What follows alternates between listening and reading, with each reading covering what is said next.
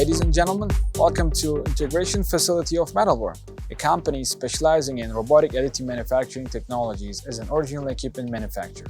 My name is Ahmet. I work here as Representative Business Development and Sales Engineer. Today, I'm very glad to introduce you one of our latest special systems about to be delivered to one of the university in Malaysia.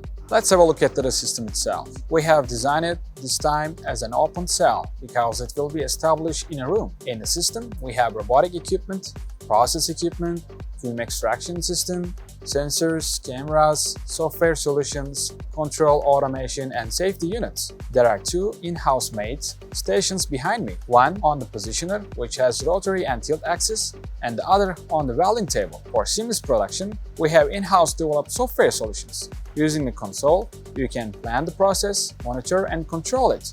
For example, during the production, there are various data that we gathered from the sensors and cameras, so that you can see them on the screen as they change. For more detailed information, feel free to reach out to us. Thank you for watching this video.